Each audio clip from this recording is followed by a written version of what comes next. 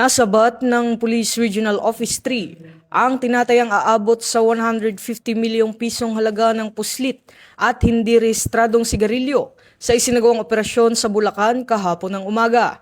Bandang alas 6 ng umaga nang masabat ng CIDG Field Unit 3 at Regional Special Operation Group ang 6 na sasakyan kabilang ang 2 container van, 2 wing van at 2 closed van sa kahabaan ng DRT Highway sa Barangay Tarkan, Baliwag, Bulacan.